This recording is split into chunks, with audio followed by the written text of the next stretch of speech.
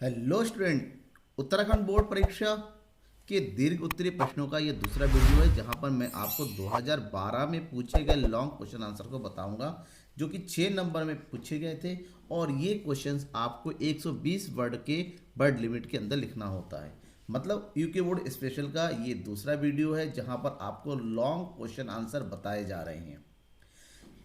अब ये सीरीज क्यों शुरू किया गया, इसके पीछे का मकसद ये है कि आपको 2011 से लेके 2023 तक के हर एक क्वेश्चन के बारे में पता चल जाए। लैंग्वेज क्या था, आंसर कितना लिखना है, इसमें से बहुत सारे क्वेश्चन ऐसे होंगे जो रिपीटेड क्वेश्चन होंगे। ऐसे क्वेश्चन पर आप ज़्यादा ध्यान दे सके। तो 2012 के सभी क्वेश्चंस कौन कौन से, उसके आंसर कैसे होंगे, चलिए हम शुरुआत करते हैं। मैं हूं नकुल सर और आप देख रहे हैं द इकोनॉमिक्स गुरु। सब्सक्राइब नहीं किया तो कर दीजिएगा। पहला क्वेश्चन है, उपभोक्ताओं के साम्य को, उपभोक्ताओं के साम्य, साम्य का मतलब यहाँ पर संतुलन से होता है कि उपभोक्ता के संतुलन को उदासीनता वक्र विश्लेषण। देखिए, उदासीनता वक्र को तटस्थता वक्र या अनादिमान वक्र के नाम से भी जाना जाता है। सबसे पहले तो आपको ये बताना है कि उपभोक्ता का साम्य, उपभोक्ता का संतुलन होता है क्या है। ठीक है, पहले ये बता दीजिए। देखिए, एक उपभोक्ता उस समय संतुलन की अवस्था में होता है जब अपनी सीमित आय की सहायता से वस्तुओं को उनकी दी गई कीमतों पर खरीदकर अधिकतम संतुष्टि की प्राप्ति करता है। मतलब एक उपभोक्ता जितनी भी उसकी इनकम होती है और जिस वस्तु पर खर्च कर रहा है, तो उस खर्च करने के बाद उससे मिलने वाली जो संतुष्टि होती है, अगर वो ज़्यादा होती है तो उसको उपभोक्ता के संतुलन के नाम से जानते हैं। अब ये कब होता है? उपभोक्ता की कीमत रेखा उस आय और उपभोग वस्तुओं की कीमतों पर निर्धारित होती है। उपभोक्ता हमेशा अपनी एक कीमत रेखा तय बनाता है और वो चाहता है कि उसकी कीमत रेखा इस प्रकार से हो, इस प्रकार से वो अपनी आय को वस्तुओं की कीमतों के आधार पर तय करे कि उसकी उदासीनता वक्र ऊंचे से ऊंचे स्तर पर पहुंचे। और जब ऊंचे से ऊंचे स्तर पर पहुंचेगा तो उसका संतुष्टि का स्तर भी ज़्यादा होगा। तो ऐसे में उदासीनता विश्लेषण में ये कहा जाता है कि उपभोक्ता संतुलन की दो प्रमुख शर्तें होती हैं। अगर ये दोनों शर्तें को पूरा कर लिया जाए, उपभोक्ता संतुलन में होता है। पहले शर्त है कि उदासीनता वक्र कीमत रेखा को स्पर्श करना चाहिए। अगर हम एक ही उपभोक्ता के उदासीनता वक्र और उसकी कीमत रेखा को बनाते हैं तो एक ऐसा बिंदु आएगा जहां पर उदासीनता वक्र कीमत रेखा को क्या करेगा, स्पर्श करेगा। जैसा कि यहाँ पर दिखाया जा रहा है, ये जो RS है यह है कीमत रेखा, जो कि वस्तु की कीमत और उपभोक्ता की आय के आधार पर उसकी विभिन्न संयोगों को मिला के बनाई जाती है, जो कि सीधी रेखा होती है। वहीं पर उपभोक्ता के उपभोग करने के, दो वस्तुओं को उपभोग करने के विभिन्न संयोगों से संतुष्टि के स्तर को जब दर्शाया जाता है वो होते उदासीनता वक्र। तो एक बिंदु ऐसा आता है, बिंदु ए दोनों को आपस में छू रहा है, वो बिंदु ऐसा होगा जहां पर MRS इक्वल टू PX/PY होगा और इसको ही उपभोक्ता के साम्य के नाम से जान देंगे। वहीं पर इसका एक दूसरा शर्त है कि स्थायी संतुलन के लिए संतुलन बिंदु पर उदासीनता वक्र मूल बिंदु की ओर उन्नत दर, जिस बिंदु पर ये बराबर होगा उस बिंदु के बाद उदासीनता वक्र उसकी उन्नत दर होना चाहिए, मतलब आगे की ओर भागना चाहिए। ये नहीं कि मूल बिंदु के झुका हो। जैसे पहला बिंदु, अगर इस पॉइंट को देखें तो ये पॉइंट छूने के बाद वापस आ रहा है, यानी कि मूल बिंदु की ओर, जो तो ये गलत है। पॉइंट कौन सा, ई, ये छूने के बाद उल्टी दिशा में भागता हुआ, तो इसी बिंदु को हम उपभोक्ता संतुलन की स्थिति कहते हैं। ठीक है, ये पहला हो गया। क्वेश्चन नंबर 2, पूर्ति की लोच के अर्थ को समझाइए, इसको प्रभावित करने वाले प्रमुख तत्वों की विवेचना कीजिए। पूर्ति का लोच क्या होता है? वस्तु की कीमत में परिवर्तन होता है, तो वस्तु की कीमत में होने वाले परिवर्तन के फलस्वरूप उसकी पूर्ति में जो भी परिवर्तन होता है, तो पूर्ति की मात्रा में होने वाले परिवर्तन के बीच के अनुपातिक संबंध को पूर्ति की लोच कहते हैं, जो कि ये बताता है कि पूर्ति लोच बराबर वस्तु की मात्रा में परिवर्तन, पूर्ति की मात्रा में परिवर्तन। क्यों? क्योंकि वस्तु की कीमत में परिवर्तन हो रहा है। जब इस संबंध को हम व्याख्यात्मक रूप से रिप्रेजेंट करेंगे तो वो पूर्ति की लोच के नाम से जानते हैं। अब पूर्ति की लोच प्रभावित होती है, उसके कुछ कारक होते हैं। कौन कौन से? नंबर 1, वस्तु की प्रकृति। वस्तु अगर टिकाऊ होती है तो पूर्ति की लोच लोचदार होती है। टिकाऊ का मतलब कुछ समय तक होल्ड करके रख सकते हैं, बेचने की जल्दबाजी नहीं होगी, ऐसे में ये लोचदार होगी। अगर वस्तु ये शीघ्र नष्ट होने वाली होती है, जैसे सब्जियां होती हैं, फल होता है, दूध का आइटम होता है, मिठाइयाँ, वो बेलोचदार होती हैं। उत्पादन लागत, उत्पादन में वृद्धि करने पर औसत लागत तेजी से वृद्धि होती है। अगर औसत लागत तेजी से वृद्धि होती है तो पूर्ति की लोच यहाँ पर क्या हो जाती है? कम हो जाती है। भावी कीमतों में परिवर्तन, यदि उत्पादक एक वस्तु की भावी कीमतों में वृद्धि की आशा रखता है तो वर्तमान में पूर्ति में कमी कर देगा, जिसके अलावा वर्तमान में ये पूर्ति बेलोचदार हो जाती है। प्राकृतिक बाधाएं, उत्पादन की तकनीक, ये सभी कारक है जिससे पूर्ति की लोच प्रभावित होती है। इसके अलावा जोखिम सहन करने की क्षमता, अगर उत्पादक किसी वस्तु के उत्पादन से संबंधित जोखिम को सहन करता है तो लोचदार हो जाएगी पूर्ति, और जोखिम सहन करने के लिए तैयार नहीं है तो बेरोजगार हो जाएगी। समय तत्व, अति अल्पकाल में पूर्ति हमेशा बेरोजगार होती है, अल्पकाल में लोचदार होगी, और दीर्घकाल में पूर्ति बहुत अधिक लोचदार होती है, क्योंकि अब पूर्ति की मात्रा को दीर्घकाल में बढ़ाया या घटाया जा सकता है। तीसरा क्वेश्चन था पूर्ण प्रतियोगिता, एकाधिकार और एकाधिकारिक प्रतियोगिता में अंतर बताइए। तीनों में अंतर पूछा जाए। बेसिकली आजकल तो दो में ही अंतर पूछा जाता है, लेकिन ये 2012 है, बहुत पुराना है, यहाँ से 11 साल पहले का पेपर है, ठीक है ना। तो ये उस समय ये क्वेश्चन जो है तीनों में अंतर पूछा गया था। पूर्ण प्रतियोगिता, एकाधिकारी प्रतियोगिता और एकाधिकार में अंतर। तो सबसे पहला है अर्थ, यहाँ समान एवं समरूप वस्तुओं का उत्पादन होता है, वस्तु विविधीकरण नहीं पाया जाता है। एकाधिकारी में यहाँ पर निकटतम वस्तुएं होती हैं, मतलब यहाँ पर वस्तु विविधीकरण होता है, जबकि एकाधिकार में एक ही वस्तु होती है, उसका कोई निकटतम प्रतिस्थापन नहीं पाया जाता। ये पहला हो गया। दूसरा लिखना है पूर्ण प्रतियोगिता में क्रेता और विक्रेताओं की बाजार दशाओं का पूर्ण ज्ञान होता है, जबकि एकाधिकार में बाजार दशाओं का कोई ज्ञान नहीं होता है, और एकाधिकार में क्रेताओं को बाजार के बारे में जानकारी नहीं होती है। विक्रेताओं को तो पता होता है, क्योंकि बाजार को वही बाजार होता है, सब कुछ होता है, तो उसको तो पूरी जानकारी है, लेकिन एक्चुअली में क्रेताओं को जानकारी नहीं होती है। इसके अलावा हम लिख सकते हैं पूर्ण प्रतियोगिता बाजार में औसत आगम और सीमांत आगम बराबर होते हैं। यहाँ पर AR बराबर MR होता है।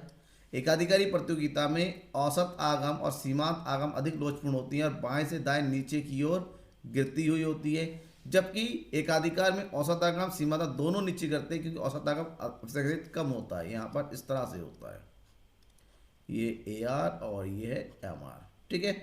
और लास्ट पॉइंट लिख सकते हैं पूर्ण प्रतियोगिता में कोई भी विक्रय लागत नहीं होती है, जबकि एकाधिकारी में विक्रय लागत ज़्यादा होती है, और एकाधिकार में केवल सूचनात्मक विज्ञापन किए जाते हैं कि भाई हमारे पास ये वस्तु है, खरीदना है खरीद लो, ठीक है। इसके अलावा कुछ अंतर और लिख सकते हैं। पूर्ण प्रतियोगिता में वस्तुओं की कीमतें सीमांत लागत के बराबर होती हैं, यहाँ पर कीमत और MR बराबर होता है।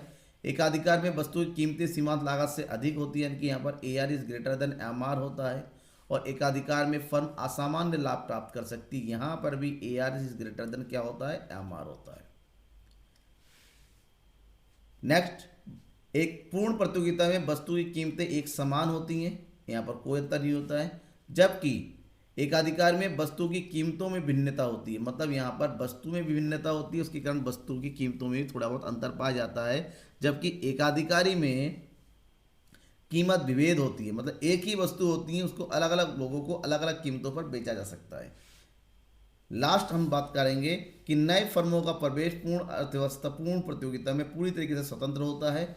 एकाधिकारी प्रतियोगिता में कुछ शर्तें होती हैं, और एकाधिकार में तो नई फर्में का प्रवेश पूरी तरीके से वंचित होता है। भैया तुम बताओ, मैं अकेला काफ़ी हूँ। क्वेश्चन नंबर 4, संतुलित बजट, बचतपूर्ण बजट और घाटे के बजट को स्पष्ट कीजिए। तो सबसे पहले बजट क्या होता है समझिएगा। बजट के प्रकार होता है, बाजार के 3 प्रमुख प्रकार होता है। संतुलित, अधिशेष, इसको बचतपूर्ण बोलते हैं, और घाटे का बजट घाटा बजट बोलते हैं। सबसे पहले संतुलित बजट की बात करते हैं। ये वो बजट होता है जहाँ पर सरकार की आय यानी कि प्राप्ति सरकार के व्यय के बराबर होती है। जहाँ पर आय और व्यय बराबर होते हैं उसे संतुलित बजट के नाम से जानते हैं। दूसरा है अधिशेष बजट, सरकार का एक ऐसा बजट जहाँ पर सरकार की प्राप्तियाँ सरकार के व्यय से ज़्यादा होती हैं, यानी कि सरकार के पास कुल कमाई खर्चों से ज़्यादा होती है, उनका पैसा बच जाता है। जबकि एक ऐसा बजट जहां पर सरकार की प्राप्तियां सरकार के व्यय से कम होती है उसको हम घाटे के बजट के नाम से जानते हैं, ठीक है। अब हम बात करते हैं क्वेश्चन नंबर 5 की, समग्र मांग और समग्र पूर्ति, ठीक है, की अवधारणा को चित्र सहित स्पष्ट कीजिए। अब समग्र मांग और समग्र पूर्ति बेसिकली अब इसके बारे में अलग अलग पूछा जाता है कि समग्र मांग किसे कहते हैं, समग्र मांग के प्रमुख घटकों को बताइए, समग्र पूर्ति किसे कहते हैं, प्रमुख घटक बताइए। लेकिन 2012 में दोनों को एक साथ पूछ लिया गया था, तो दोनों को पूछ लिया, कोई बात नहीं। सबसे पहले एक एक करके बताइए। सामूहिक मांग किसे कहते हैं, समग्र मांग, सामूहिक मांग, कुल मांग एक ही है, मतलब किसी भी अर्थव्यवस्था में सभी नागरिकों के द्वारा वस्तु और सेवाओं को मांगी जाने वाली मांग की मात्रा को सामूहिक मांग कहते हैं। सामूहिक मांग कुल व्यय को बताता है, मतलब सामूहिक मांग उस व्यय को बताती है जिससे एक देश के निवासी आय के विभिन्न स्तर पर वस्तु और सेवाओं को खरीदने के लिए तैयार होता है। इस प्रकार से सामूहिक मांग और कुल व्यय आपस में बराबर होता है और कुल व्यय के दो भाग होते हैं, उपभोग व्यय और निवेश व्यय। इसका मतलब AD equal to C plus. जितना ज़्यादा चार्ट और इक्वेशन का यूज़ करेंगे आपको उतना ही अच्छा रहेगा, क्योंकि लिखना कम पड़ता है। आप इसी चीज़ को आप डायग्राम में भी रिप्रेजेंट करेंगे, क्योंकि मांग आय पर निर्भर करता है, तो ऐसे में आय जैसे जैसे बढ़ती चली जाती है, उपभोग व्यय बढ़ता चला जाता है और निवेश का स्तर हमेशा एक समान रहता है। और इन दोनों का टोटल होता है क्या चीज़, एग्रीगेट डिमांड यानी कि सामूहिक मांग। ये हो गया आपका निवेश, ये हो गया इन कंजप्शन, और इन दोनों का टोटल होता है क्या चीज़, एग्रीगेट डिमांड। इस डायग्राम से शो कर सकते हैं। वहीं पर सामूहिक पूर्ति क्या होता है, एक देश में सभी उत्पादकों के द्वारा किए जाने वाले अंतिम वस्तु और सेवाओं के कुल योग को कुल पूर्ति कहते हैं, जो कि अर्थव्यवस्था की सामूहिक पूर्ति सकल घरेलू उत्पाद और कुल साधन आय को बराबर बराबर बताता है। आय के दो घटक होते हैं, उपभोग और बचत। ऐसे में सामूहिक पूर्ति के भी दो घटक होते हैं, उपभोग और बचत। इनकम जैसे जैसे बढ़ती चली जाती है, उपभोग बढ़ता चला जाता है, ऐसे में सेविंग भी बढ़ती चली जाएगी। जब हमारी इनकम जीरो होती है तो हमारा कंजप्शन 100 रुपये होता है, सेविंग माइनस में रहता है और एग्रीगेट सप्लाई कितना हो जाता है, जीरो हो जाता है। इसका मतलब होता है कि एग्रीगेट सप्लाई सामूहिक पूर्ति जीरो से शुरू होता है और इनकम के साथ साथ ऊपर की ओर बढ़ता चला जाता है। ये होता है हमारा सामूहिक पूर्ति का वक्र। यहाँ पर हम दिखा देंगे किसको, आय स्तर, और यहाँ पर दिखाएंगे एग्रीगेट सप्लाई को। राइट, डायग्राम जरूर बनाना है आपको। क्वेश्चन नंबर 6 जो पूछा गया था, ये न्यूमेरिकल क्वेश्चन है 6 नंबर में। निम्न आंकड़ों से साधन लागत पर शुद्ध मूल्य वृद्धि, साधन लागत पर शुद्ध मूल्य वृद्धि को शॉर्टकट बोलते हैं एनडीपीएफसी, निकालने के लिए कहा गया है। और ये देखिए मूल्यह्रास, आर्थिक सहायता, विक्रय, निर्यात, अंतिम स्टॉक, प्रारंभ, मध्यवर्ती। तो ये कौन सी विधि हो गया, कौन सा मेथड यूज करना है, यहाँ पर आपको उत्पाद विधि का प्रयोग करना है। और उत्पाद विधि में सबसे पहले क्या निकाल के आता है, ये आता है जीडीपीएमपी। जीडीपीएमपी निकालने के लिए जो भी आपका विक्रय है, विक्रय में जो स्टॉक में परिवर्तन होता है, मतलब ये हो गया अंतिम स्टॉक माइनस प्रारंभिक स्टॉक, जोड़ देना है और उसमें माइनस कर देंगे हम मध्यवर्ती क्रय। तो विक्रय हमारे पास हो गया 800 प्लस अंतिम स्टॉक माइनस प्रारंभिक स्टॉक, दोनों को निकालेंगे, अंतर निकालेंगे तो ये हो गया माइनस का 30 और मध्यवर्ती उपभोग कितना है 500। तो ये हुआ क्या,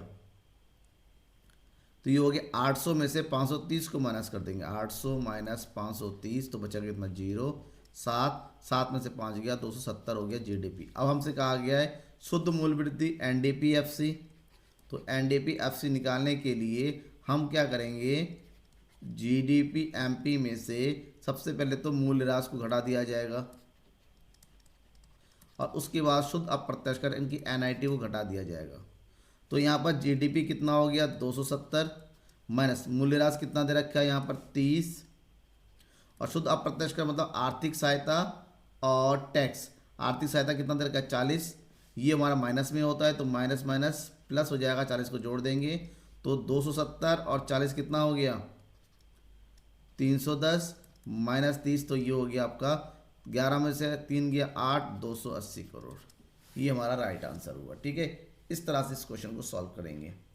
नेक्स्ट क्वेश्चन है क्वेश्चन नंबर 7, आय प्रवाह के चक्राकार स्वभाव की व्याख्या कीजिए, जिसको हम नॉर्मली कहते हैं आय का चक्रीय प्रवाह, सर्कुलर फ्लो ऑफ इनकम। देखिए किसी भी अर्थव्यवस्था में क्या होता है ना, एक उत्पादक फर्मों से उत्पादन सेवाओं को खरीदता है, उससे वस्तु और सेवाओं का उत्पादन करता है, पुनः फर्मों को बेच देता है।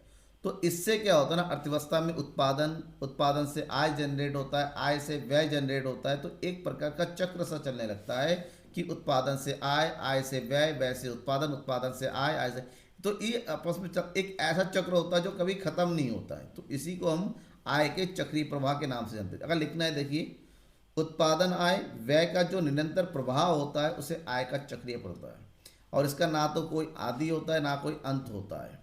ठीक है, जहाँ पर अर्थव्यवस्था के विभिन्न जो सेक्टर होते हैं, उत्पादक हो, उपभोग हो, सरकार, इन सब के बीच में आय व्यय का प्रवाह होता रहता है और इसी से उत्पादन आय को जन्म, आय व्यय को, और व्यय पूरा उत्पादन को जन्म करती है आय। अब इसको यूं कहें, रिचर्ड लिप्से ने इसके बारे में लिखा था कि आय का चक्रीय प्रवाह घरेलू फर्मों और घरेलू परिवारों के बीच के भुगतानों और प्राप्तियों का प्रभाव होता है। कैसे? व्यावसायिक फर्मों को उत्पादन कार्य करना, उत्पादन कार्य के लिए चाहिए उत्पादन के साधन, उत्पादन के साधन होता है परिवारों के पास, परिवारों से व्यावसायिक फर्म को उत्पादन के साधन जाते हैं, जैसे श्रम, पूंजी, भूमि और सौदमी। इनका प्रयोग करके ये वस्तु और सेवाओं का उत्पादन करते हैं और परिवारों को बेच देते हैं। परिवारों को बेचने के बदले में उनको उपभोग व्यय की प्राप्ति होती है, उनकी इनको आय होती है, और ये आय की प्राप्त होने के बाद जो उन्होंने साधन का प्रयोग किया था उसके बदले में इनको भुगतान कर देते हैं। तो यहाँ से गया, गया से आय, इस प्रकार से साधन, सेवाओं का और वस्तुओं का और मौद्रिक भुगतानों का आपस में ये लेन देन होता रहता है। इसी प्रकार से जो चक्र बनता रहता है उसे आय के चक्रीय प्रवाह के नाम से जानते हैं। क्लियर बेटा? तो ये था आपका 2012 में पूछे गए सारे क्वेश्चन। इसके बाद वाले वीडियो में, तीसरे वीडियो में, आपको 2013 में पूछे गए सारे क्वेश्चनों का जवाब मिलेगा। ठीक है ना? बस बने रहना है मेरे साथ, सब्सक्राइब करना है, अपने दोस्तों को जोड़ना है कि लगातार 2023 तक पूछे गए हर एक क्वेश्चन मैं आपको बताने जा रहा हूँ। इसके अलावा आपको अतिलघु उत्तरे देखना है, एमसीक्यूज देखना है, शॉर्ट क्वेश्चन देखना है, जो पिछले साल का है वो मेरे डिस्क्रिप्शन में दिया, वो देख सकते हैं। तब तक थैंक यू एंड बाय।